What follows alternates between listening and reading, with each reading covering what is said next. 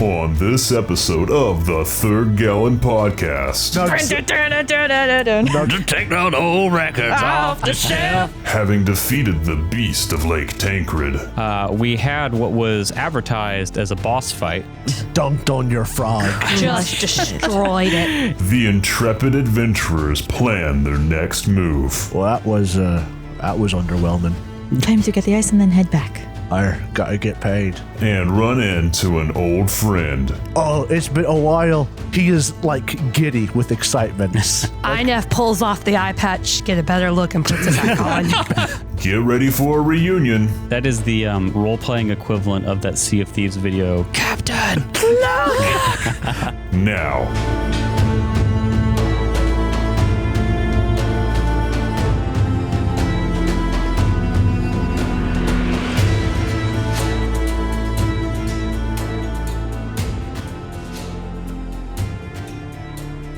They roam the land, importunate and insolent, nominating themselves the stalkers of evil, vanquishers of werewolves, and exterminators of specters, extorting payment from the gullible, and, on receipt of their ignoble earnings, moving on to dispense the same deceit in the near vicinity.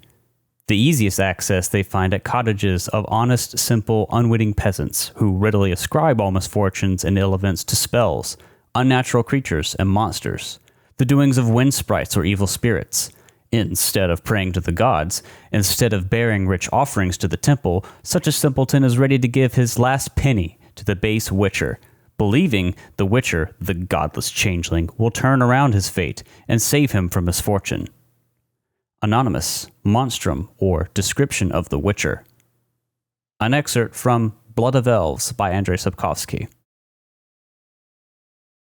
So today is a very, very special day for the show. And not because the monster from last week's fight was incredibly underwhelming and disappointing. I had a blast. I It's thought we the were new awesome. monster that we're dealing with. Say It hi, is. Micah. It's a new monster, a friend of the show, the first time mentioning him. Yeah, you guys and have never first heard of him. time not only on the show, but the first guest the show has ever had. Ooh. Welcome, Micah from Tennessee. Thank you. I feel special as hell. Micah is a longtime friend who, Quote unquote. when he heard, I mean, he's listened to the show, yeah, quote unquote friend of Jacob and mine. And when he heard that the show was Just you and Jacob. I'm not friends with anybody else here. Am I No. chopped liver? Okay, we've known him longer. we have known him longer, but overall, at this point, just longtime friend of everybody. yeah, really, it is. Longtime friend. Friend of slash the enemy. show. First time mentioning.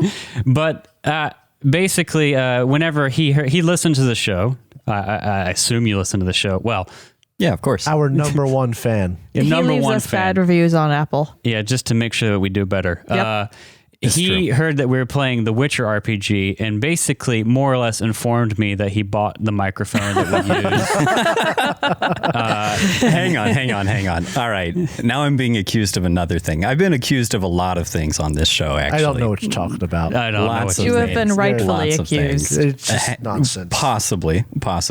But to be fair, yeah, that's exactly what happened. Yeah, so he bought this microphone, and we've been working with him to get in this special day where we can record with him. We'll see how many episodes he makes it through. There's not a lot going for more than one, but you know, fingers crossed that we'll get him off in half an episode. So Yeah. That's right. Given Oh, no, Micah's, it's time enough. Bye, Micah. Given Micah's Micah. history, hopefully we'll be able to Micah. get him off in a Can we, short while. Can we get a golf clap in the chat from Micah? Oh. Yay. So, Micah, it's good to have you here. Thank you. Do you want to explain to the audience your brief history, how you've gotten into tabletop gaming and Sure. ended up on this 2-bit podcast with a bunch of hooligans? I would love to. So I have not been playing tabletop nearly as long as the rest of the folks here at the table.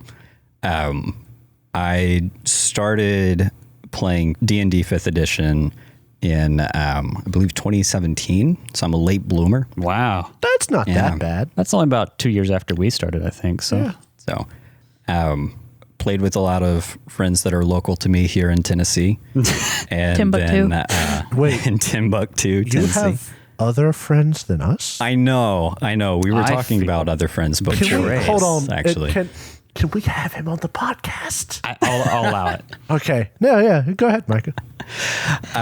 So I had played some 5th edition with other friends, and then with this group, the 4 of you started playing Pathfinder pretty shortly after that, actually. Yeah. And, I think we started up a Rise of the Rune Lords game mostly Oh. to include you because we wanted to Yeah. start something at level 1. Did Rise of the Rune Lords happen first, or did no, Tyre so happen first? yeah, Tyre you're did right. happen first. Yeah, That's so Mm-hmm. there was a game which I believe has been discontinued. Yeah, it was my homebrew game. Oh, yeah, that Drow one. played Yeah, X. that's I remember right. that. Yeah. And Tyre, Tyre is a half monk. Half monk. Half monk orc. He's 5 a levels half of orc. monk. 5 levels of orc. He's a half orc monk that is just busted, but Bussin'. he was in that campaign for I believe what it might have been the last session that was played of that game.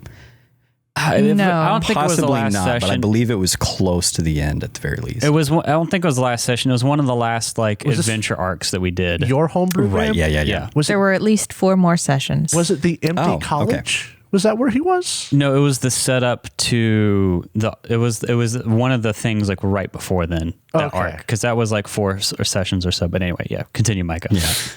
And so then Tyre, whenever that game was retired, Podcast over. Oh, We're done here. Tyre moved to the main game that we have all been playing at the time. or at the time. Yep. Yeah, the main game at the time. Yeah. This is our main game now.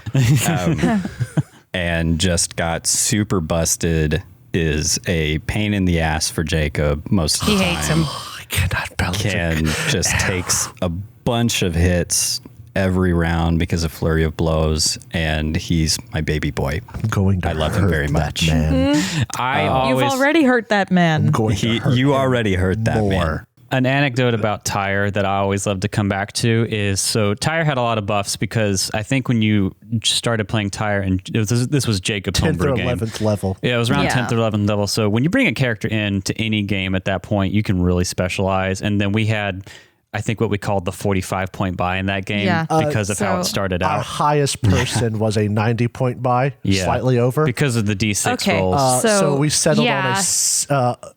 That's a whole sideshow. a lot of bad decisions at the beginning of that game. It's Yes. okay. It's fine. But the point is, the reason all the Still a char- little salty about that. the reason it's so busted is because we rolled for our stats rather than went with like a standard array. was And the that is a first game we problem played. because I did not roll anything below a 16. Yeah. It doesn't help that I was so Lenient? incredibly. Let's just. We can't get into this. let's not get into it too But much. to keep it short, I told them anything below a 10 to re-roll. Which isn't that generous It's in retrospect. pretty generous for random rolling. The more Yeah. generous part is I think we got a 20. No, that was in Starting my out. game. No, that was in your game. Never mind. You got a Anyway. 316. Let's circle back here. Off Basic- topic. Yeah, because we could talk about this for forever. So he came into this and he had a lot of items and he was really specialized. And the one thing in particular is Permanent he had spells on them. he had permanent magic fang cast on his fist to give to him an enhancement bonus on his like unarmed attacks. And it was a thing for every session. single session, sometimes multiple times in a session, where Jacob would be doing the math on Tyre's bonuses and damage numbers. It wasn't and even the bonuses that got me. It was the number of times he could punch. Because Monk has flurry of blows. I know, but and- like in You the would always be beginning, like- you would always be like, "How is your bonuses Oh, that high?" that's right. That's Yeah. right. And that's right. we would walk through like taxes, like an audit, why this number was what it was, and it ended up always coming down to Magic Fang. And Micah had like a sticky note on your hero lab that'd be like, Don't let Jacob take this from you. "You have this bonus from Magic Fang. Don't let Jacob take it." The note reads, I know it verbatim because of the amount of times that I've had to say it at this point, but the note reads, Come on, you know it verbatim. Yeah, I know. I'm totally looking. Yeah. But it says, Tyre has Magic Fang cast with permanence. Don't let Jacob fucking take it away from you. That's It was hard enough to balance that game before Punchy McGee showed up. Punch. And after him, it took me like 2 chapters to refigure out how to balance that game. I think in that game, I had the only character who was semi not broken good. That was solely because you played a rogue. You have right.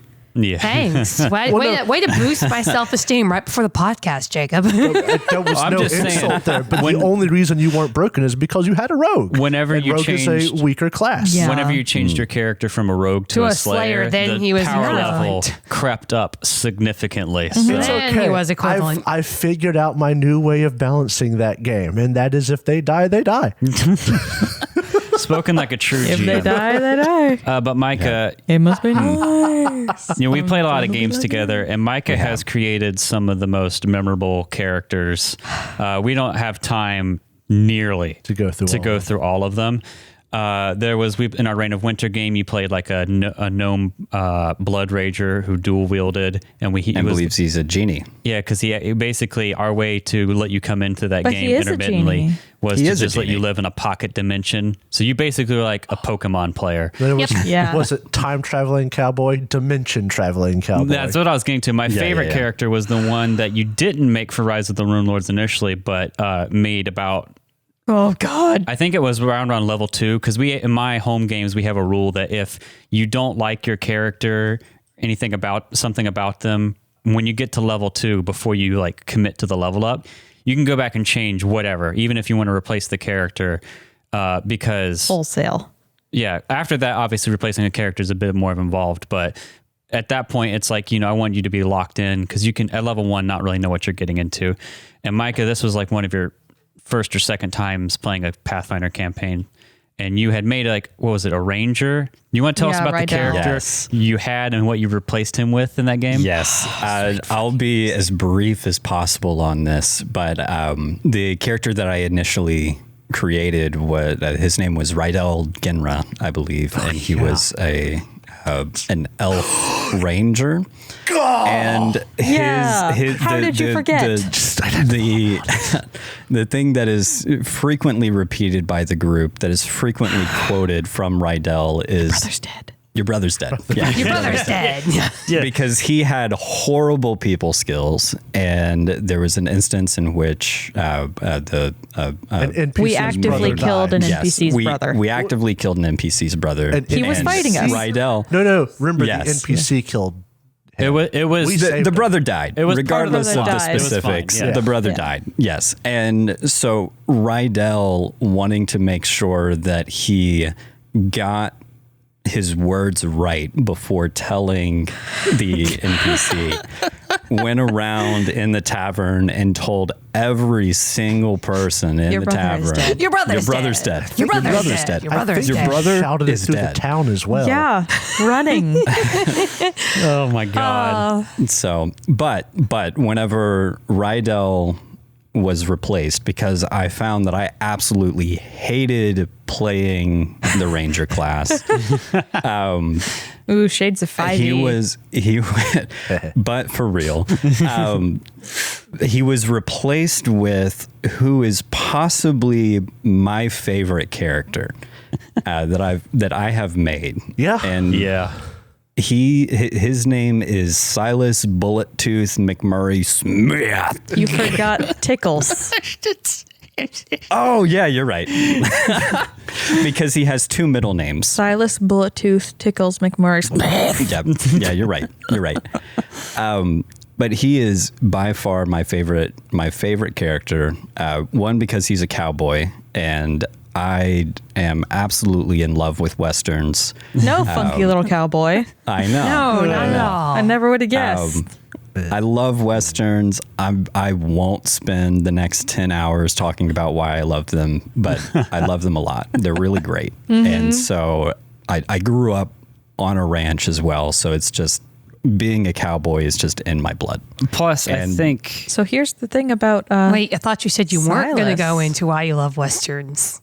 You're wasn't right. even That's made it. for that here's game. here's the thing. Yes, that's correct. Silas was initially made for Reign of Winter, and the ploy here was that Reign of Winter and Rise of the Rune Lords were going to be being played initially simultaneously. right. And so I loved this character so much, and Derek was DMing both of the campaigns. And so we struck a deal so that I could use that character in both campaigns. Right. The specifics of how that's working, it's not important at the moment. Yeah. But other than that, he is an interdimensional cowboy that gets yanked from place raised by and devils. time. Who was raised by devils. He gets yanked from place and time to place and time. Yeah. And so whenever Silas was introduced into oh man. Rune Lords, he manifested and materialized in the same spot as Rydell. It was and beautiful. Just he turned him shed into pink Rydell mist. like a skin. He crawled It out of was Rydell like a sack of fantastic. potatoes. It was great. Yeah. Yeah, I think the real thing we came to is we were playing Reign of Winter like as our in-person game. This is before COVID even, but like we played remote with you, and that was our in-person game. And we called the Rune Lords game the one that we wouldn't have to, that we would wait for you on, and the Reign of Winter was Right. what we play whenever. So for a while they were on the same level, and Silas would go back and forth, but he ended up just kind of sticking around in Rune Lords.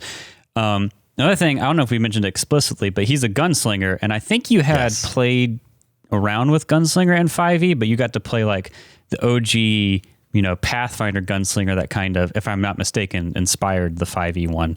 Yeah. Right. And that was a ton of fun. But my favorite dynamic, not just Silas as like a concept, but the way he talked and his personality in that group of characters for Rune Lords. So fucking disgusting. He was disgusting. He's abrasive. Absolutely horrible individual. Not a Terrible. great person, but a good party member. Yeah. then- One might define him as an outlaw. In Oh, fact, if- yes. if you Shut the would fuck so- No, you not even go there Cut the now. mic. I don't. But my favorite thing is like, so, there's a lot of different personalities in that game that were very strong. We had Noom, who is like the team mom almost. We had Atlas, who was a kind of self-obsessed Blogger. fame He was a blogger. A blogger trapped in a medieval world, in a medieval hell for him, I guess, technically. And then we had Konar, whose defining personality trait was dumb. Dumb. yeah, just dumb big and dumb. Dumb and nice. nice. Dumb nice, and dumb. nice. So dumb and nice butted up against kind of filthy and disgusting was just such a Filthy, good dynamic. gross man. Beautiful. Jacob, do you want to recount your favorite moment? At some point, Konar This asked, is your character. Yeah, Konar, my half-orc barbarian, asked Silas how his gun worked, and basically boiled it down to three things that weren't necessarily correct. It was paper, sand, and bang, or paper, sand, and magic. And it frustrated Silas to the point where Silas shot him. But Konar has DR, and Silas rolled so low, the bullet hit Konar and did no damage. And Konar was basically just like, well, that's not a very good weapon. It's my greatest defeat. That was What a brilliant. moment. It was so funny. Just to frustrate somebody so much they react violently physically against you, and it amounts to zero. Absolutely nothing. I think that honestly, It was so great. It was so funny. Micah had a blast, but yes, Silas was livid. He was not having fun. So I think angry. that maybe the even greater fail was incidentally rolling that natural 20 when you were trying to kill yourself. Yes. Yeah. Oh, that gets into Silas's whole backstory because he Yep. couldn't die *, Well. If he died in combat, like legitimately or otherwise, He just I would wouldn't show back up. Right, but and then Silas was also the one who got tetanus in that game from the trap. Yeah. That was so funny. Because like Konar got like a magical afflictment to like his charisma that dropped it to 0, basically made him unconscious. Everyone else has these like magical, typical fantasy things, and Silas, The cowboy. got tetanus. The cowboy. So funny. Stepped on a spur. Oh my god, it was At least hilarious. it wasn't tuberculosis. That's true. That's true. At least he didn't die of dysentery. That's true. And then, of course, there's the other character that Micah has played, which was half of a pop duo. Oh yeah, and our Yes. 5e short-lived. We 5e do not have time to go into that. No. We can't. We give all of We our can't. time to Silas, the best. Yeah, But we Yes. gotta The move best to and the other. worst Who deserved it? simultaneously. Yeah. yeah. See But now, the character that you are referencing is most definitely a close second. yeah. I know Micah has been excited to play today because he is one of the other people who is really into The Witcher, probably in no small part to my ranting and raving about the books, because I know you've listened to the first audiobook at least. I think I've listened through the second one. I can't remember if Okay. I ended up finishing it, but Yeah, I did and- at least start the second one. I know you haven't beaten it, but you've played a significant amount of The Witcher 3. You Most as definitely. a filthy, disgusting card game player have tried Gwent. I tried it. It wasn't for me. What, it didn't cost enough? Aha! Well, we are excited to have you here. Micah is a regular feature in our gaming group. Can't always make it to all games because he's a busy guy, but we're happy to be able to feature him here today. Hopefully we'll get a couple episodes out of him, but we'll see. And with that all being said, why don't we get in to today's special session? Well, it's not really a special session, but we're going to pick up anyway. There was, if I might interject for one moment, because there was a very specific reason, a very specific way that the conversation of me being here today started. And that is, I've been accused of a lot of things. over the Okay. show. Oh yeah. Let me give you a platform here. Let me back off. So We don't have to do this. I told guys, we I gotta told get to the Derek game. It's part of his Yes. contract. I'm sorry. But it okay. is, yeah.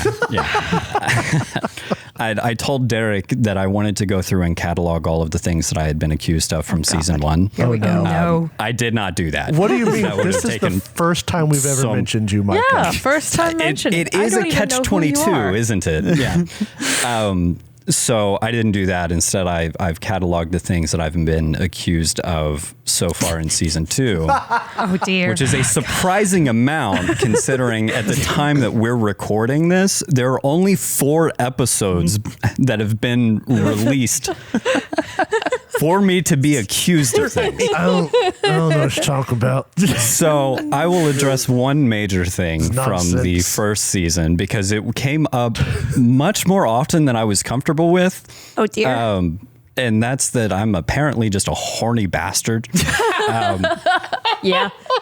In season 2, I was accused of like 4 different things in one sentence. I was accused I don't remember this at all. I was accused of being a filthy card player. Of, Well, that's That I remember. hang, let me finish. God damn it. Let me finish. I was accused of being a filthy trading card game player. I was accused of, you've got me worked up now. Oh, you got me accused- started. I was accused of being a hipster, and not Yeah. only that, being accused of the absolute worst kind of hipster, and that's the hipster who doesn't even intend to set out to be a hipster, but ends up accomplishing it anyway. Yeah. yeah, I was very reasonable. I was accused of being a good gift giver for tabletop accessories. Yeah. An accusation. Namely, a pair of or a set of dice with skulls in them Yes. for Drow, and namely Yeah. a dice tower for Jacob. I've been accused of all of these things. They are absolutely correct. They're all true. And I think the one that hurts me the most, because we talk about this a lot, is the hipster thing. is very because true. I really don't set out to be Yeah. contrarian by any means. It's just I like the things that I like, and I like them because I like them. And you liked them that's- before everybody else did too. This is why we love you, I Micah. sure did. Micah is such a hipster, whether intentionally or not, that whenever we first met him many moons ago, I think at camp, whenever I was still in high school, Yeah. we would take his beanie and fake glasses and hoodie and dress other people up in them to take photos of them Being quote, a hipster. as a hipster. And they looked And just like what's even hipsters. worse is that we did the same thing for me, except that it was actually just my own clothes that Yeah. I was Yeah. dressed in. Yeah, and yours were the best. Yeah. So I'll take it. It's all fair. It's all fair. I just want it to be known that I'm aware of all the nasty things you say about me. Yeah, fuck So- you. Oh, we're Yeah. we're Eat well shit and aware. die. Where. Hey, I try to be nice. Yeah. I mean, we're being Kat, nice. you are It's the all true. only one that is ever nice to me. I'm nice to I- friendo. Compliment you.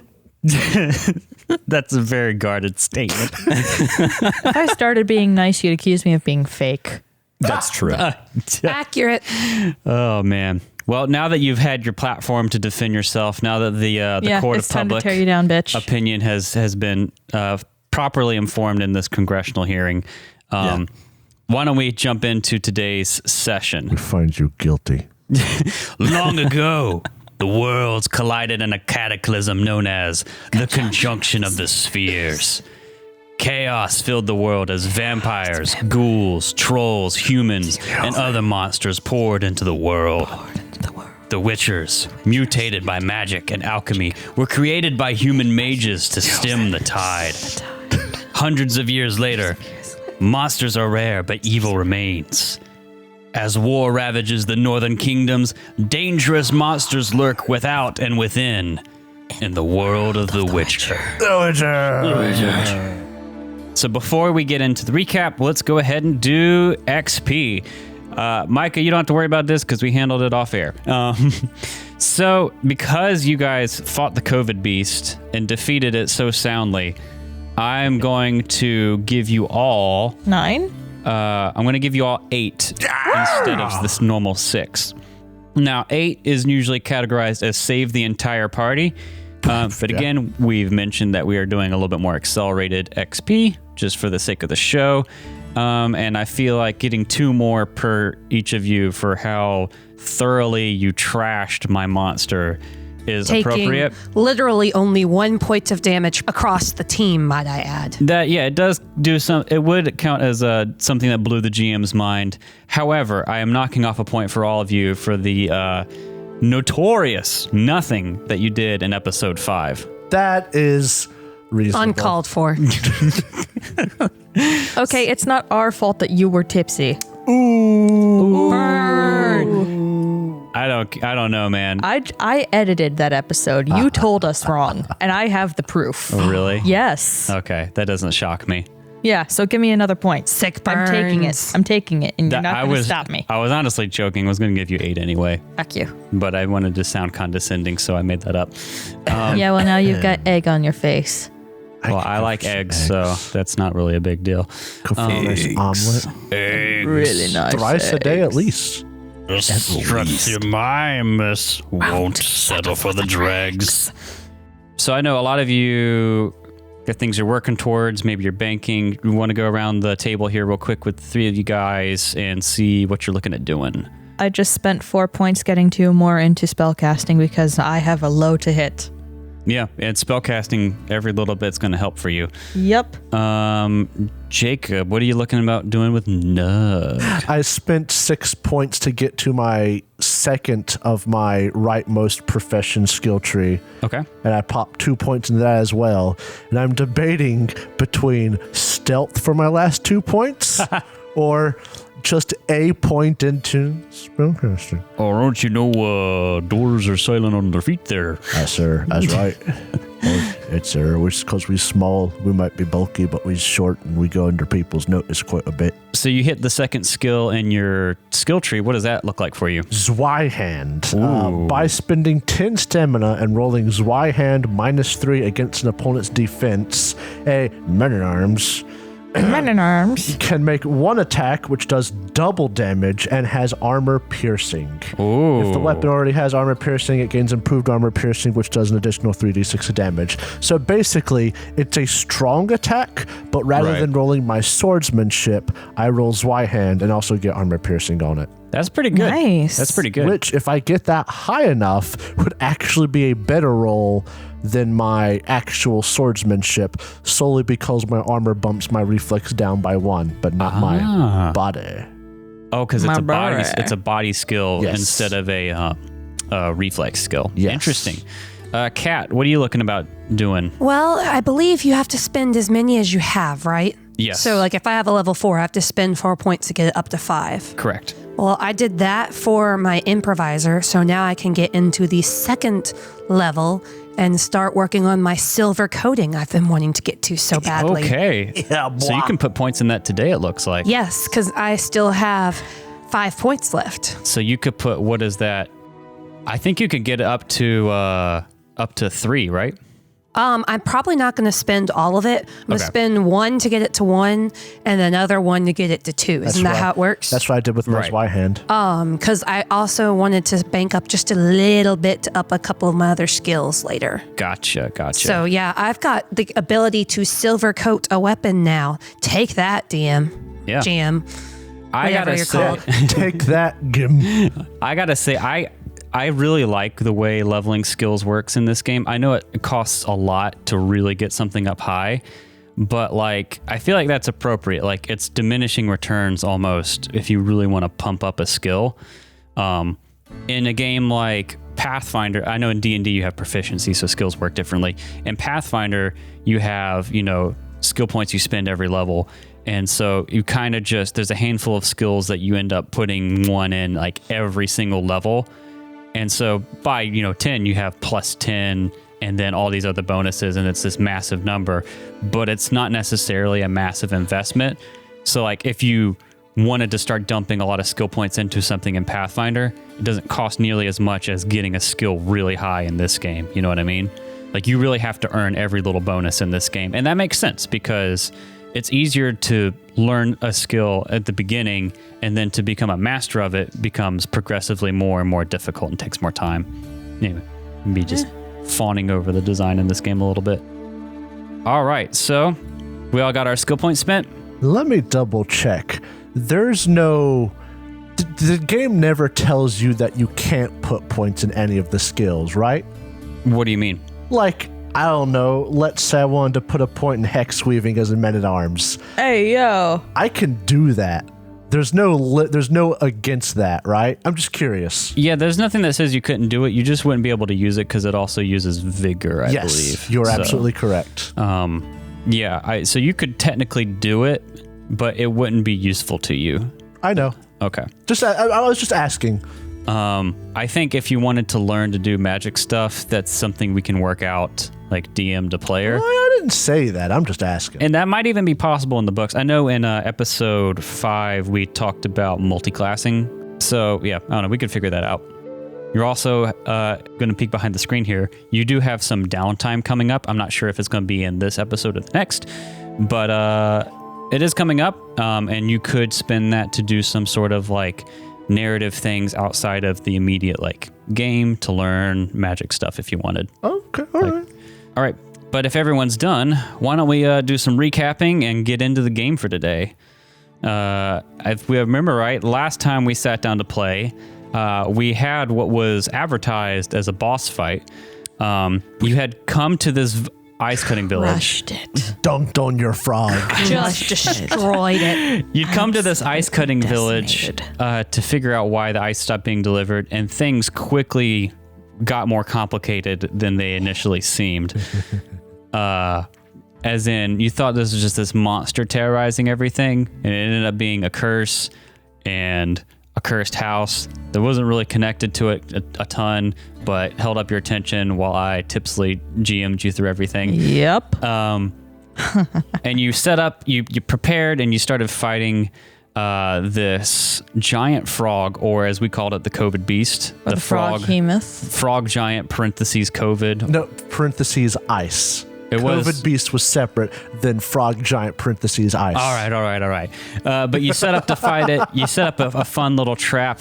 Didn't quite work out in your favor, but it didn't really matter. No, it helped us later on. We tried. We That's used what you did to our poor trap to our advantage to keep it from getting away. That is fair. So you took it on, you utterly smashed it, and now all of you guys are on this frozen lake. There's a dead frog giant.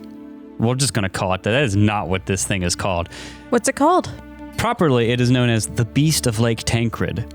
It's a cursed That's one. stupid. If you want to know, it's like it's like in the same category as like werewolves and stuff. It is not a frog giant, but See, if I had known that, we could have used some, cursed one's oils, but, too late for that. yeah, of course. But Nug in his infinite wisdom has classified this beast according to what he deems fit. And you guys are all around this dead frog on the lake. What do you do? Well, that was underwhelming. Time to get the ice and then head back. I gotta get paid. Maybe if we play our cards right, we can get paid a bit more because this thing was difficult. Wink. Oh, but we need proof, eh?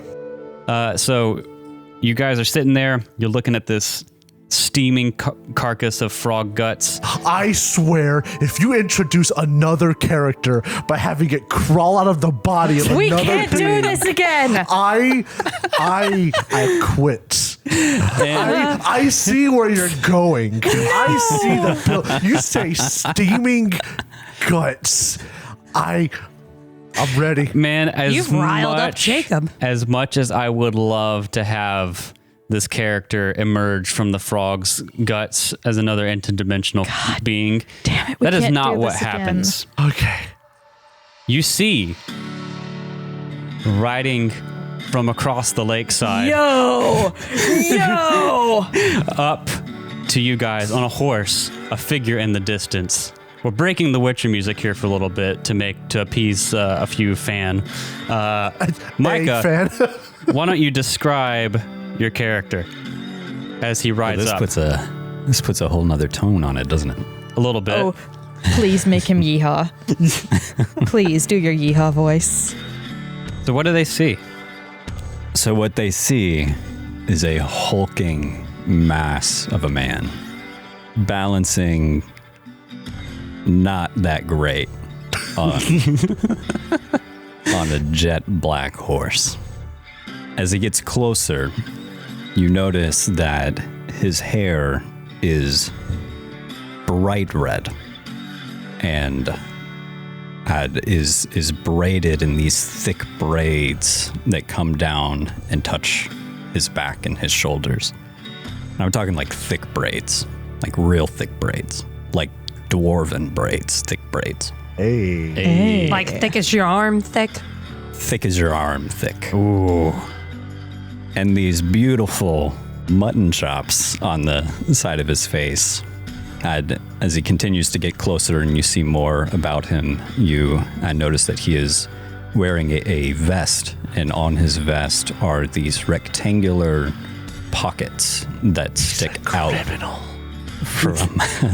out from his vest and are clearly holding some form of solid rectangular objects within them. Did you give him a gun? No. Poor Jacob is flipping through the book, frantic about whether or not he's got a gun. If that's in the lore. He gets closer. He looks up, and Nug, his piercing orange eyes. I lock knew with it. Yours. You can lie to me all you want, all you heathens, but I knew it. He dismounts his steed. He walks up to you, and he says, "Well, howdy." Fire. Wait, is this the one I know? Nug, you see this man riding up in the distance. and he is a familiar face. You flash back to a moment on Skellige where you saw a certain Witcher fighting Hey, yo. a monster on a bridge in desperate straits. And with your assistance, you aided him in defeating the beast. Remind me what I told. What's his name? You knew him as Brethor. Micah, do you want to introduce your character here? Lawyer, We'll let it come up naturally. Okay.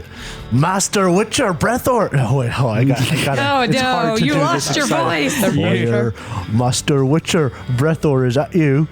It's been a hot minute since I seen ye. Sure has been a long time since Skellige, hasn't it, Doug? I sure as. This is my friends Viverwin and Edith. This is my good friend Witcher by the name of Brethor. Oh, it's been a while. He is like giddy with excitement. Inef pulls off the eye patch, get a better look, and puts it back on. Like you can see him kind of bounce on the balls of his feet. We just killed a beast the size of this thing, and we ate it. It was a piece of cake. Viverwin has just watched this figure approach, sort of moony-eyed, recognition quite clearly across the face, and she strides forward and clasps, like your forearms, sort of. I imagine you're still up on your horse. No, he said he got I in. stepped okay. down. Okay, Yeah. then it's just an embrace. Do you know Master Brethor? Well, The fuck is Brethor? this individual is going to look at Nug and say, well, Nug, I might not have been entirely honest whenever we met. See, the thing is, my name is Durgamir. But whenever I came into Skellige, whenever we met, there was a bard who also had the name Durgamir, and I kept hearing my name in the mouth of other people, and the things that they were saying were not very kindly. And apparently he slept with the wife of some jarl and the wife of some duke and the wife of everybody in town, it seemed. Oh, sounds like my father. I remember Tales of Durgmir. It's you probably made a decision using Right. a different name. It was And I just didn't want to be associated with that mess. So while I was there in Skellige, I came up with the name Brethor for myself. it's a good decision. It is a good decision. Well, you know, it was a name that I came up with in a short amount of time. It was not my finest work, if I do say so. Relax with the stress. I can hear Silas desperately trying to claw his way out of another person's mouth. Brethor is a good name. You chose it's a solid name. I have a cousin named Brethor. cousin named So Brethor. his real name is Durgmir. My real name is Durgamir. Well, in that case, it's nice to meet you, Durgmir. Well, it's nice to meet you again. And Durgamir, you may have, known Nug for a short period of time, but now as you see him, obviously the years have passed. Nug's probably grown older, more experienced, and you notice very distinctly around his neck there is what looks like a familiar medallion of a Witcher's school, but it is made of wood. And it's a goat. And it's carved in the shape of a goat. Carved rather well, I think we've decided. Oh, maybe if somebody else carved it, yeah. But it is very distinctly carved in the shape of a goat. And there are cat eye tattoos on Nug, I think is what we have in the art. Yeah. Cat eye war paint Makeup, tattoos. yeah. It strikes you as a different, I don't know how much stock Durgamir would put into it, but it is a noticeable difference from the last time you've met him. Durgamir then is going to walk up and kind of touch his medallion, and just going to ask him, well, where'd you get this, Nug? Well, before he left home, I had me mum make it. Such a Nug moment. You can tell at this moment, Nug has realized what he is wearing on his face and on his chest, and he is turning bright red, but he is not acknowledging it. I had me mum make it. Everybody's got to aspire to something. I'm quite impressed with some of the witchers I've met. He is not making eye contact. So I medallion. I like the. He'll stop talking. Durgamir is going to stoop down to be at eye level with him and just going to get like real close. Real close. And he's going to just stare at him for a moment, just with a blank expression, and then place his hand on his shoulder and say, well, it looks mighty fine on you. Okay. Now, I actually want to mention Nug's age as a dwarf.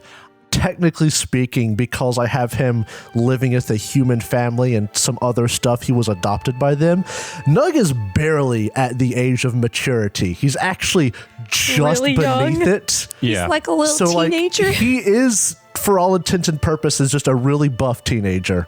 Oh my god. I mean, when you saw He's a JoJo. You're not wrong. Nug. But Oh my when God. you He's a little nugget. when you first saw Durgamir as a young nugget, you were probably actually a teenager. Yes. So it's more just watching you grow into an adult, Yeah. I guess, for him. He is adulthood barely, but yes. Well, now we've had this touching reunion. Or he'll get flustered. How do you know Viverwin? Oh, we go way back. Oh, really? That's nice. Yes, indeed. Dirgat saved my skin at an anti-human raid Oh, up near the borders of Doblathana. Erden, I think. Adian, yeah, I think that's where we said it. Well, I'm saying it like that, so fuck off. listen, we've all got our Adrian. accents. We speak the way we speak. Yes, up at Adrian. Well, I'm glad you've met my friend Viverwin already. Or it sounds like you're better friends with her than you are with me. That's all right. But this is my other friend. This is Edith. Oh, hi. She's been traveling with us and doing questing with us. She's quite handy with her ends. And you should note that Inef is Very much so. particularly uncomfortable surrounded by people who already all know each other.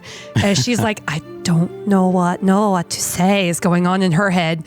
She's just twirled one of the curls in her short curly hair, really uncomfortable, like they all know each other. I don't.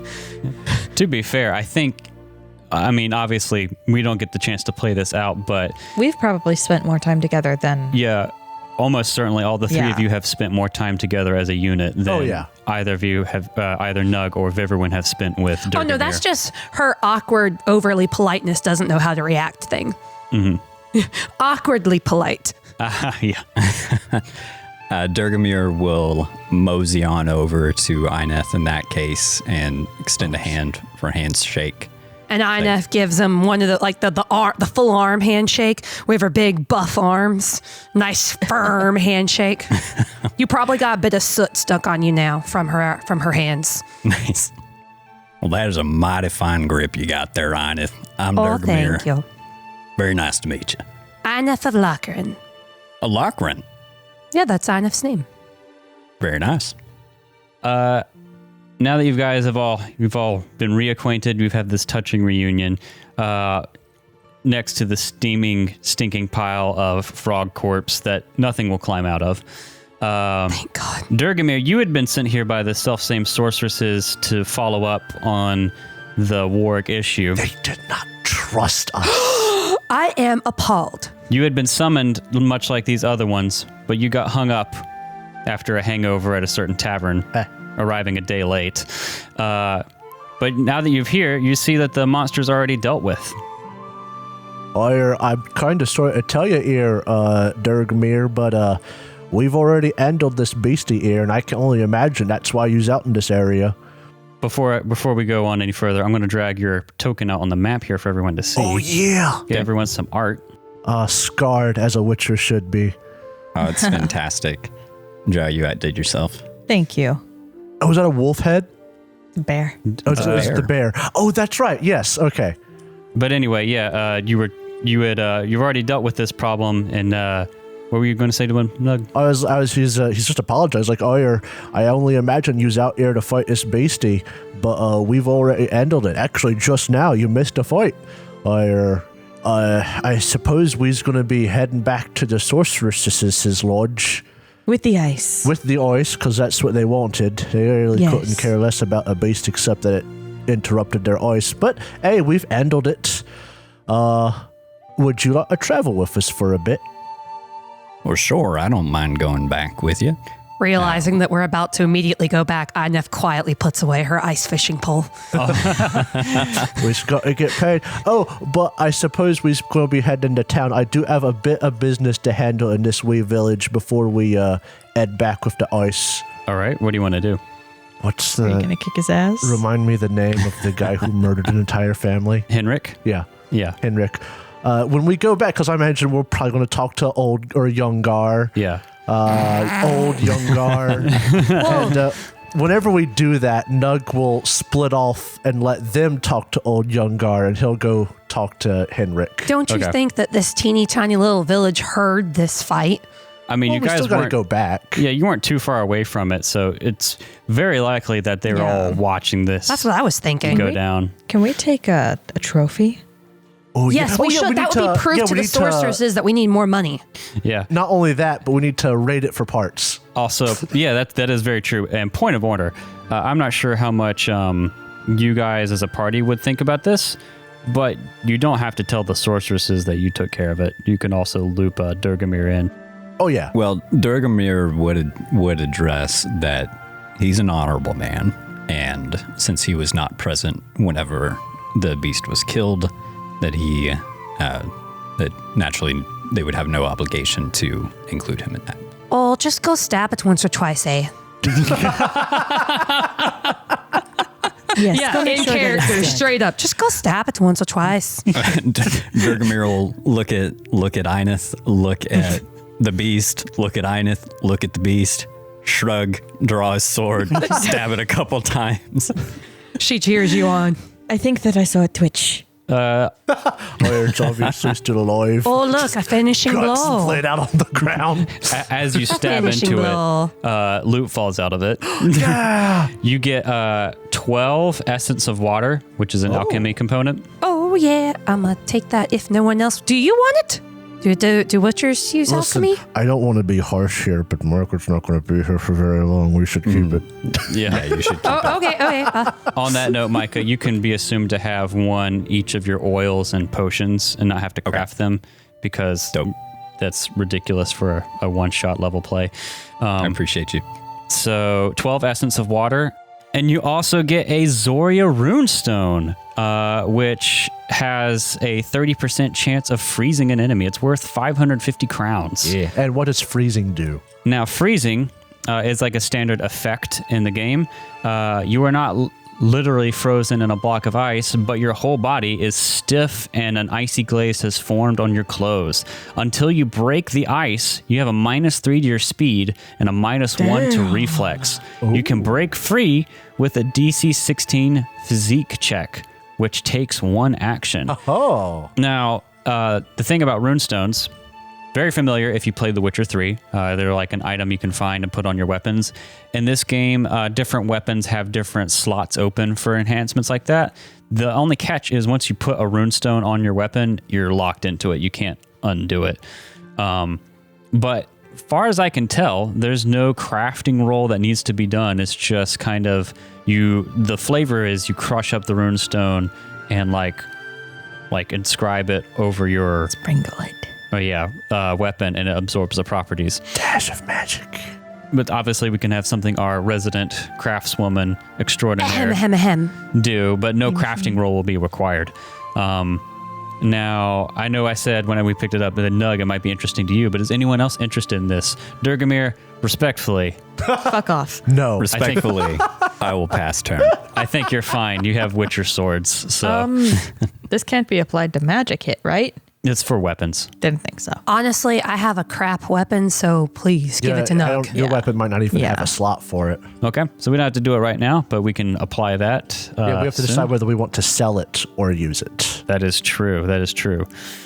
All right, so that's the loot handle from here. And So just the essence of water and the runestone. yeah, 12 essence of water, 1 Zoria runestone.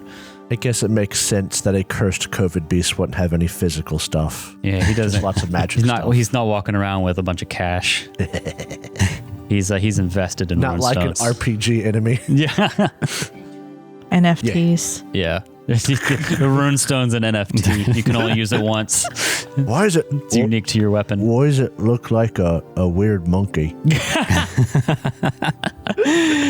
So, Nug, you said you had unfinished business in the town? Whenever we went back to town to report to the town leader and get help with the ice, Nug was going to go talk to Henrik.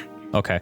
So, Nug, you walk up to Henrik's door. Let's say right now, I don't have to get into it, but, Viverwin is going to talk to Yongar about the thing and to get the ice sorted out. They're going to pack it up and maybe put it on Durgamir's horse. I'll assist. You guys totally convince Yongar that Durgamir came in and helped you slay the beast. Oh, look at the blood on his weapon. Yongar actually, peek behind the screen, in the adventure itself is written, if you have a witcher in your party, we'll offer to go forage for herbs and like alchemical ingredients. Obviously, doesn't matter right now. Fight's over. Yeah. But Nug, you walk up to Henrik's house. Pump, pump, pump. Nug waits until we're ready to leave. Then he'll go knock on Henrik's door. And does Henrik come to the door? Yeah, it says, "Ooh, It'll be I like- saw your fight with the beastie out there. You did mighty well there, dwarf." Oh, thank you. It was actually shockingly easy considering the size of the beast. But I wanted to have a conversation with you about a beastie things, maybe out behind your house. Oh, what about? As you can see now, my curse has been lifted. Nug will start to walk around the house, expecting the guy to follow him. He's following you and he's talking about, I can't never believe it. The curse is lifted. Nug turns around and decks the man. Just absolutely decks him. And then kicks him while he's down a good number of times. Dwarf, sir, why you be like this? He'll then grab him by the collar and shove him against the house. And he'll be like, I ain't going to kill you. Because I got a feeling that me friends would frown on it. But I don't like you. And if you hurt another family like you did that one, I'll come back and I'll kill you. I don't care if you have a kid. And he'll drop him in the snow, walk around the house, go up to where the ice is ready to be like, well, all right then. Are you guys ready to head out? Did you have a pleasant conversation? It was very relieving. I bet. Inef decides not to I turn comment and on I the fact cast that Anya on the house with his child inside. I'm kidding. That sounds right. No. No. tries not to mention the fact that she swears she sees some flecks of blood on your knuckles. Is that a tooth? Stuck in his knuckle. It's the frogs. Those look like human roots. Either way. Curse beast. Who Cursed knows? beast. Who knows? Yeah. Alrighty, so you guys head back. Actually, on the way back, thanks to Durgamir's horse, him coming this way, you coming this way, and still having that map, you're able to get back before it gets dark that same day. It's actually not very long of a journey. Your time in the blizzard is what really added the time to it. And me getting a sloth, let's And be the real. wolves. And the wolves. I mean, to be fair, if the blizzard wasn't going on, you probably wouldn't have gotten lost. Yeah. It's just hard to keep your sense of direction. So you're able to make it back, and on the way back, you actually run into Olgar, the younger. Young Olgar? Youngar? And he says, "Oh, you're back already. Did you deal with the beast? Yes. Don't we have a trophy? Master Yeah. Witcher, no probably doubt have a you tag. came in and saved the day for these fine fellows. It was something like that. I see the blood on your sword. I've heard great Inef tales just kind of nods. She was smart. of Witcher prowess. Ye be a lucky party," points to all of you guys, "to have such a friend as he. I'm Aye. going back to me father now." Everything will be perfect again, and nothing bad will ever happen in that village. Oh, don't worry. I quite says a hi fight. to your father for you.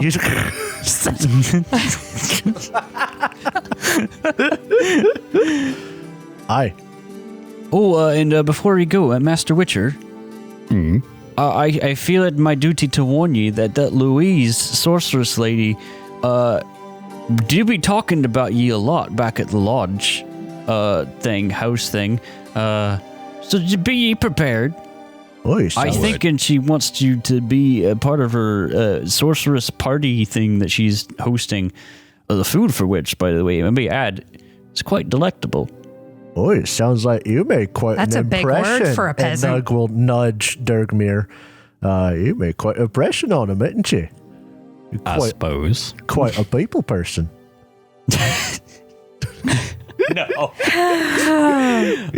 I'm just going to say, I helped Micah. I mean, you can jump in.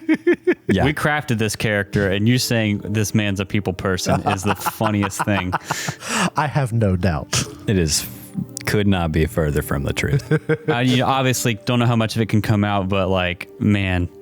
I mean, first off, Witcher. Second off, his backstory. But anyway. I imagine he's just as much a people person as Nug is. That's a fair assessment. But that has yet to hurt Nug, oddly enough. Yeah. Dear Gertrude of Zintra has wonderful prowess with the mages. Isn't that right? And Viverwin elbows him. I got some form of a relationship. I know a thing or two. Boy, you be safe on your way back, all right, Olgar? Oh, I will be. I got a big old sack full of food and snackies. Could I have a snack? Oh, save some for we're that going- little girl, eh? We are going back. But I'm hungry right now. Oh, no, it's fine. You know what, Olgar is a good point. You I want can like a wait. Biscoff? I'll take a Biscoff. Yeah, take a Biscoff. What Ike? Oh, it sees.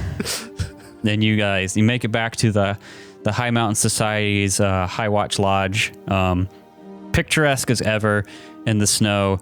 I think at this point, it's only been a couple days, so you're well within your time limit.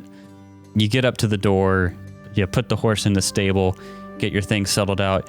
You open up and put your shoes away, put on your slippers, as is tradition.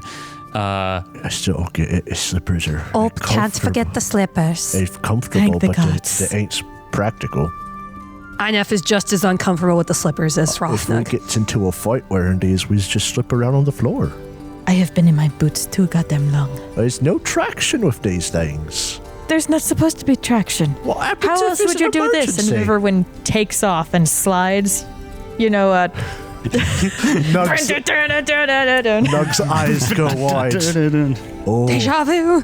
that's a fair point. And he'll do the same thing. Just take down the old records off the shelf. So Inef tries the same thing, but she kind of slams into a wall with a heavy thud. The lack of depth perception really hurts. Yes. oh no, the charcuterie. Oh no. Oh. I didn't. Durgamir is going to look around and just be like, I ain't doing it. Oh, come on. I ain't doing Dear it. Gant. You know you won't see. I ain't gonna do it. There's not a one iota of anything in my body that has any interest. I'll give you a crown. Make it two. Deal. Inef literally has no money to her name. He will slide across the floor too, but he is not happy about it. And Nug will Frowning toss the whole time. 2 coins to his Witcher. Old time rock and roll, but in a minor key. Just take those off. So you slide around as you guys are sliding around, singing a coordinated musical. Louise comes down and says, "Oh, you're back early, and putting on an incredible musical number, I might add. Very well. I have your payment for all of you." Pardon me, Miss Louise. When we took this contract, we was going after a warg, Yes. but It turns out that it was a cursed one, actually. he lifts up the head of the frog giant ice beast. Uh-huh. It was a bit more difficult. and a bit bigger. Is that a COVID beast? However, we also killed the warg. As she says, I see, so you feel like you've been undercompensated. Would you like to regale me with whatever nonsense this is? Do you have the ice? Aye, we do. Of course. And on time as well. That's a Earlier, fair. actually. I see. Yes. Well, I'm willing to renegotiate. Does anyone want to make a I'll do it. business or persuasion roll? What's your business roll? Not Nug. Nug My has business been is lucky. 3, That is it. and my persuasion My- is 1. Did you roll, Nug? No, because you said one person, didn't you? Yeah. So Nug will My not. persuasion is 2. I have a 3 to business, but I have a 10 intelligence, so that would end up being a plus 13 to the roll, right? Jeez. I have a plus 13 to business as well. Okay. So who wants to do it? So that's just my regular persuasion. My empathy is an 8. Is So that she would a only be human? plus 10. Yeah. Because I could get a plus 1 on top of mine because I'm also a human. Okay. So There what do you you go. want to tell her? But I don't have good empathy. My empathy is 5. We're Never doing mind. one or the other. So like I was if already you do- talking. You were already talking. Go right ahead. 15. Okay.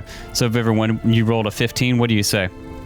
Not only did we kill the warg that you assumed was around, but we got to the actual problem too, Oh, I see. and delivered your ice early.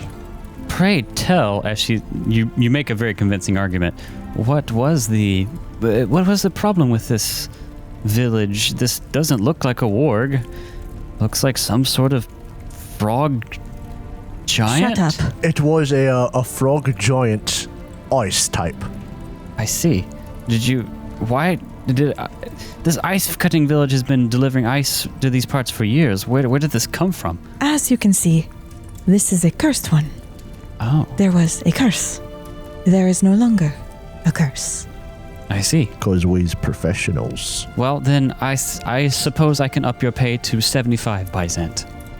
So that'd be 300 crowns. We were originally promised 260 equivalent crowns, so up to 300. Yeah. I Now, guess if that's- I might add, Oh. it seems that these fine folks were informed that they would be the only ones pursuing this endeavor. Yes, that was. Well, she looks a little like flushed. We didn't know if you'd arrive. They showed up, and well, you were a day late, so we thought that's all we had to work with, and was trying to plan the party appropriately. So we did send them out on their own. I apologize. Oh, that's fine by me. My concern is that these people may potentially feel misled in being instructed that they were the only ones pursuing this, and that may have caused harm to them had someone else who was also pursuing this and wanted to be compensated for their work showed up around the same time. I see. I apologize. Why don't you make a? Are you trying to get more money out of her? For them, yes. Oh, okay. So why don't? Sorry. Yeah. Why don't you make Aw. me either a business or persuasion roll? In addition, I will allow it. Fuck yeah. He's right. We were 16. blindsided by his. All right. So I'm not going to do the math for the Byzant. She'll basically throw in another 100 crowns on top of it. Yeah. So that's a total of 400. I'm no longer a pauper with a single coin. Now remember that is to split between everyone. Yes. Still. But yeah. Well, I will also say you're all invited to the party, especially you, Master Witcher. Wait, AQ. Oh, wait. Wait. Especially the Witcher to a mage party? I'd be very honored to have him. We've invited you, yes. Especially. Oyer cannot wait for this party. Miss I'd have Louise. just like. Thank you Viv for is just green with envy. Viverwin, obviously, we'd love to have you not only at the party, but as a member of the society. AQ for your personal invitation. Of course, I will sir. gladly accept. Enough elbows. You can tell Off, Nug. Louise is a little uncomfortable and keeps like looking around to each person and like darting back to Durgamir a little bit. You've been fucking, haven't you? I beg your pardon? Oh, well, that's Durgamir. blunt. Oofta. He wasn't here very long. It doesn't. It doesn't take a long time. That was a fast hookup then. Not that I'm aware of. Oh, that's interesting. Well, this is awkward. Here's the money. I'm going to go do party things. You're all invited. If you want to, the party will be in a few days. We do have accommodations. Delightful. When she walks away, Nug will look at Viver and be like, "Oh, you really put her off, didn't you? You blindsided her. That was hilarious." That is the role-playing equivalent of that Sea of Thieves video. Captain! I just, Fire. She did not see that coming. That was hilarious. She already looked flustered. I figured I would take advantage of that. oh, men get themselves in trouble with that all the time. Oi. So, to be fair to you, Durgamir, I don't think you tried to work this one. I think this one just happened to you. I don't know what she's talking about. I have got absolutely zero romantic problems in my life. He'll sweat. Of course you do. Of course. Is there a problem, Rothnug? Absolutely not. Are you lying to me? He is lying. Why are you lying? He'll walk away. It's the dwarf's business. He'll go find the snack table. There's not actually a lot of snacks set out. Stuff's getting He prepared. will ask where there are snacks. One of the other He's making himself at home. members of the High Mountain Society will get you like a cold cut. I yeah. sure appreciate this. No smoked fish. No smoked fish this time around. I never said.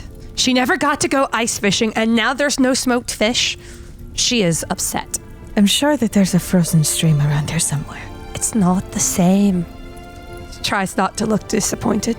So if nothing in particular happens before the party, Nug's going to catch up with Durgmir over the days, I suppose? And well, you know, they were doing the song and dance and all. Inef had used her instrument for the first time in a long time. It made her feel good. Oh, yeah. And there's another important question here. Uh-huh. Is there a person to sell all these bones to? Yeah. We can get in that when it comes to downtime. Okay, cool. Which I'm not sure when we're going to actually call the downtime yet.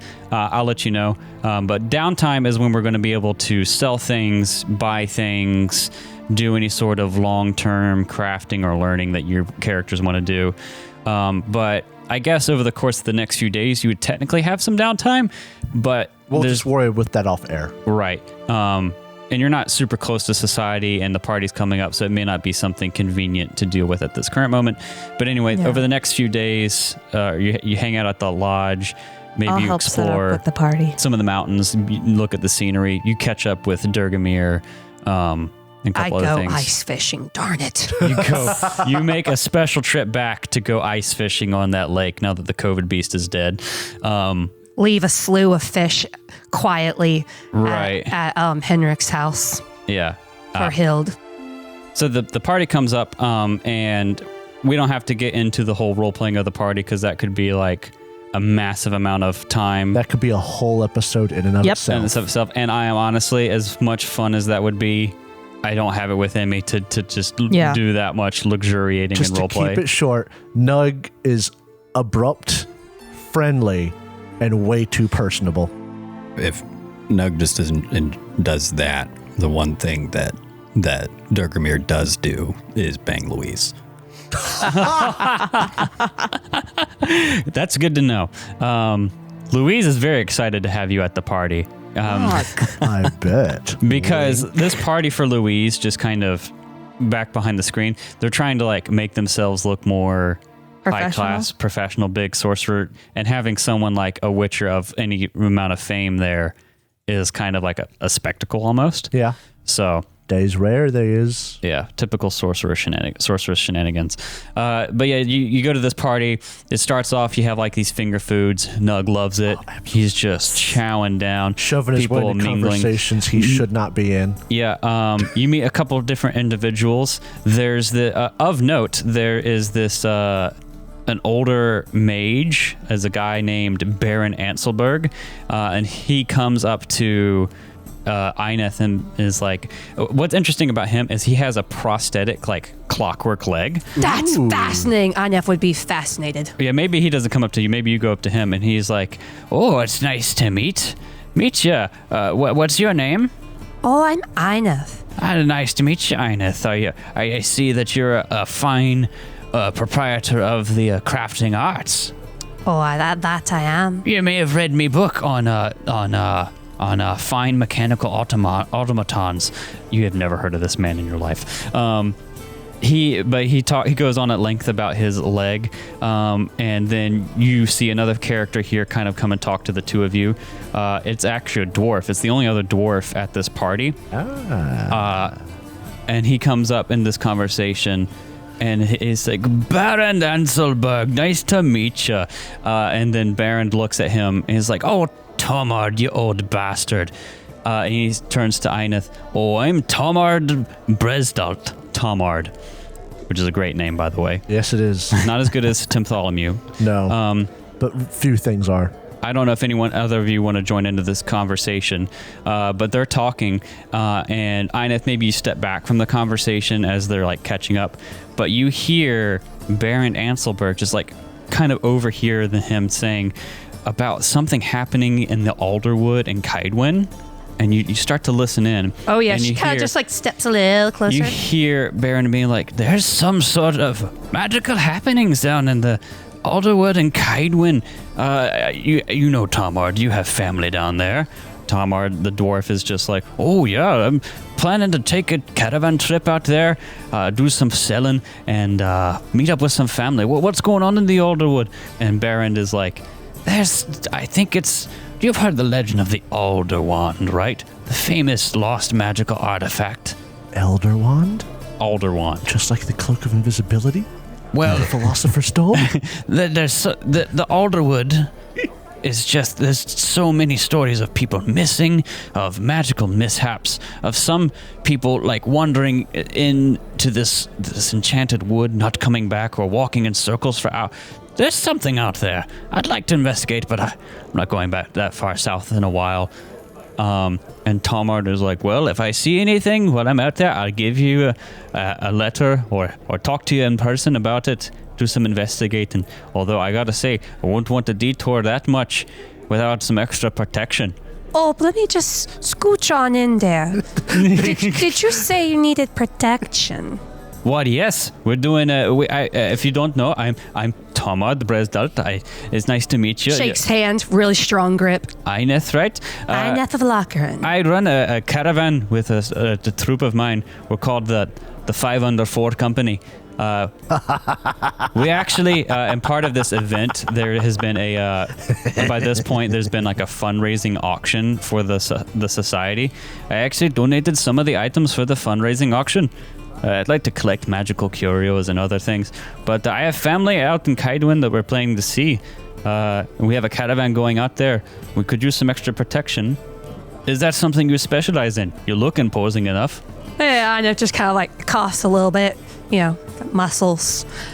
My friends and I, we could be rather good at that. Do you want to loop in any of your friends at this point? Einef does that head yank thing, gets Rothnug's attention. Rothnug will leave his conversation with like 3 magic users where he was just in a conversation where he knew nothing about and walk over there. Gladly in the conversation, but he'll leave it. Another dwarf brother. Hello there. It's nice to meet you. You got an accent that I don't recognize. I'm from the Skellig Isles, but my father was a professor from the Northern Kingdoms. It's an odd situation. I don't sound like many other dwarfs I meet, but it is an awful pleasure to meet you. It's a pleasure to meet you too. I'm told that you and your troop here, I guess, your buddy Eineth, says that you specialize in protection. Oh, aye. We's a strong bunch, and we've even got a magic user if she decides to come with us. She might stay here, but it's not neither here nor there. So you got yourself, the craftswoman, and the magic user. Is that it for your party? Well, there's a chance we could have a Witcher with us, but we'll have to see about that. I don't know what his plans are. Fair enough. Well, if you want work, we can offer food and lodging on the way to Kaidwin and a bit of a stipend. Call it 100 crowns. I mean, I'm here by myself, but it sounds good off the bat. We got the caravan. We just need protection.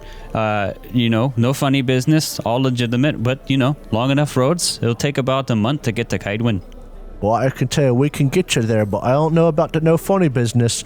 Our group's quite a hoot. No, I'm promising you that we got no funny business, no drugs, no bad merchandise, just all straight as far as the legal system is concerned. That's good to know. Is there like a insight check in this? Sure. Nug doesn't do an insight check. I want to try. But Nug will try to wave over both Viverwin and I guess I'm asking, should I believe them? I'll say this much. Durgamir. You have actually heard of Tamard Bresdalt as being he used to be a mage of some sort, but now he mostly deals in relics and curios. A dwarf mage? Mm-hmm. So you actually would be pretty trusting with him. You don't know anyone else in his caravan because they're not in this party right now. Okay. But you would trust at least him, and he's supposed to be part of it, so... Just checking in. My too many years of playing these, you get suspicious. You've kind of looped Nug in on this, but you overheard them talking about spooky business, magic business. Are you going to? Yeah, Nug was waving over Viverwin and Durgamir. Okay. I just got Rofnug over there first because they're fellow dwarves, and that would kind of help with the camaraderie and. Mm-hmm. Let me wave over me friends and see if they's be willing to come. Wave over Durgamir and Viverwin. Now, Viverwin, is you going to want to continue traveling with us, or is you going to spend your time here with your new friends? Does he look sad? He doesn't look sad. Is he pouting? But he looks a little bit guarded. I'm going to continue working with both of you, alternatively. But you'd be traveling with us? For now, yes. Oh, all right, he'll smile. And Durgamir, I know you hasn't been with us for too long, but why do you smell like Louise? But you were saying, I haven't been with you for very long. If you'd like to travel with us for this little job, it's a tiny little payday, getting to a place that's got some spooky happenings, you'd be more than welcome to join us. Why is Nug the one speaking for this party? This is a bad decision all around. I'm just letting you guys know. I'm not good at speaking either. You just seem really excited to be speaking. Yeah. It's also like your idol.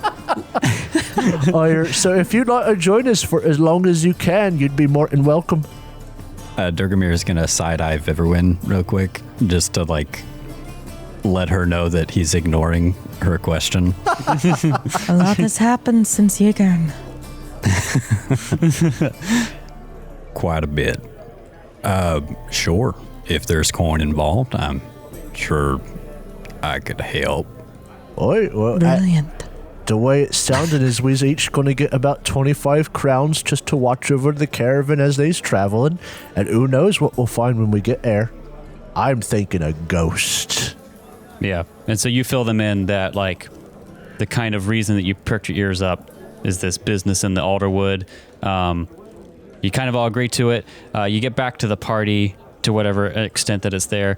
After the fundraiser auction, there's the full banquet meal with the tables just loaded with food. Finally. Your ice is on full display. There's there's a sculpture. There's fresh ice and all the drinks. It's a really impressive meal. Just stuffed roast everything. There's finally meat. During the auction, I'd like to get the basket set that has the Olive Garden gift card and some soaps. Awesome. Okay. if it's possible. And give all the soaps to Viv because they're useless to you. 300 crowns. Never mind. It's a bit too pricey for me. A little bit after the banquet, there is a little bit of dancing. That's about right for Bath and Body Works. It's pretty cool because like the tables like move magically afterwards and like nothing ends up spilling and it just clears out the hall for dancing. Wonders will never cease. Guest. Be No, you have to stop now before copyright. Disney will come in and bash down Don't bring the the door. mouse down on us. Hi there. The mouse is in the house. But I imagine during the dancing there's like a Persistent.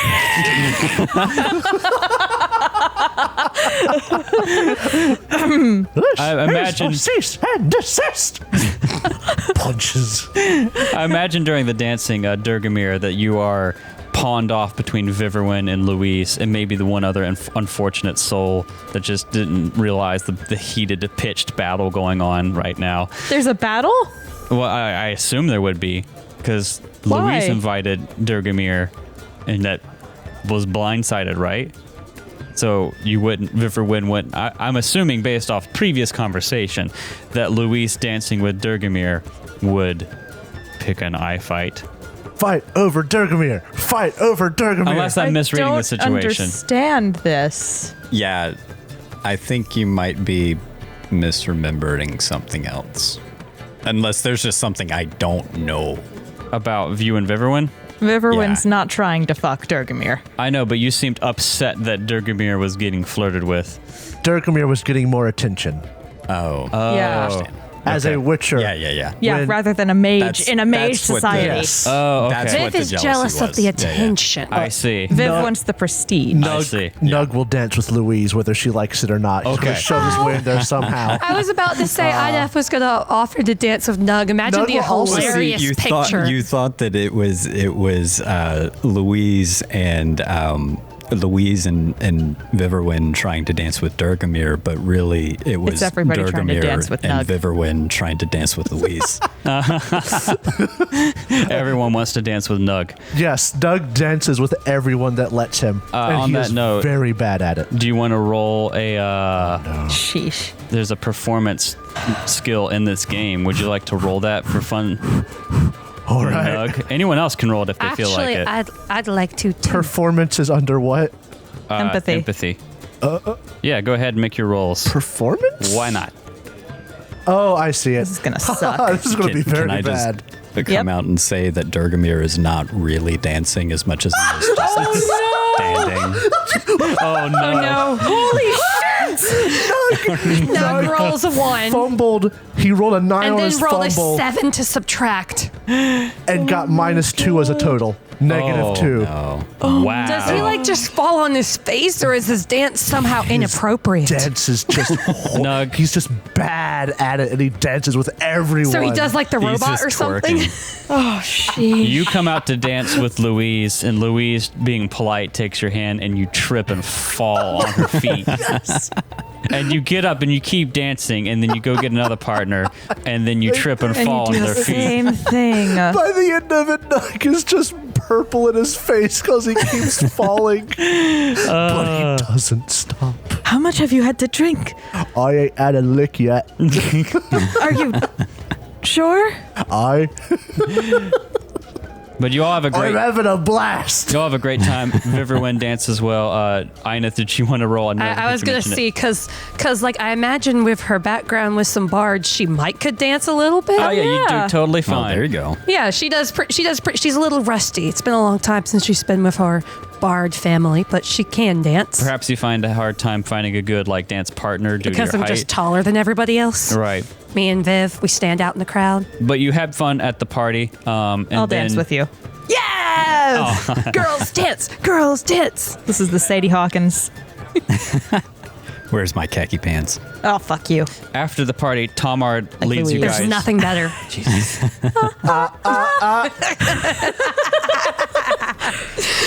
Guys. After the party, Always a surprise. you you head out of the. Like my sweater. I will mute you. I have the buttons to do it. I'm done. Don't mute me. After the party, you head out with Tomard because he calls you over and he says Tamar. he I love says Tomard. Well, my caravan's here. We may as well get started. We carried the curios up here ourselves. We're going to make a couple pit stops in towns and get on our way. Are you guys ready to set off already? I think so. All right. Well, you can rest up tonight, and then we'll set off in the morning. So you come out the next morning, and you see this caravan, and you see just the greatest troop. You see Tomard in his traveling gear. You see 2 other dwarves, a gnome, and a halfling, and they have painted on the side of their wagon the 5 under 4 company with 4 with little tally marks, meaning 4 feet, and they are all very short individuals. And we'll pick up with the journeys of the 5 under 4 company next week. Yeah. Thanks for coming out, Micah. Micah, thank you. It's Thank nice you for meeting having you, me. Micah. Yeah. It's nice to meet you. Oh man. It's been fun. So, guys, I was thinking next time we should have this is the first time mentioning him, but Micah. Oh, you know what? He's a great guest for the show. Maybe we should bring him on next time. Maybe we should bring him on next time. I Yeah. haven't heard the best things about him, really. Yeah. From what I hear, he's a slut for Magic the Gathering and Yu-Gi-Oh. He's a filthy true. card game player. And a Says the hipster. other card game Did player. you hear he likes westerns? I hear Fuck that that he's guy. just a massive piece of trash, honestly. Yeah. Oh, Honestly, yeah. Well, honestly, that makes him a pretty good fit. I take offense to that. I resemble that.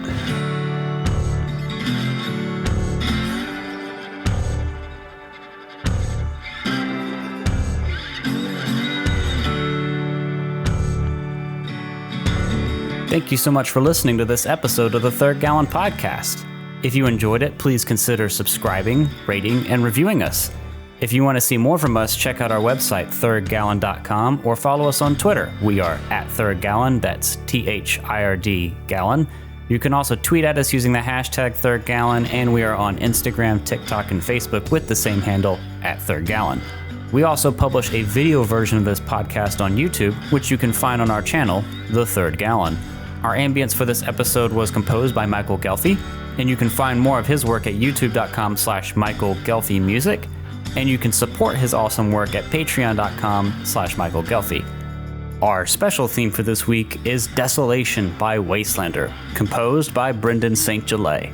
Our theme music for this season was composed by Alexander Nakarada. You can find more of his work at serpentsoundstudios.com and support him at patreon.com/A Nakarada. That's patreon.com/ANAKARADA. Thanks again for listening, and we'll see you next time.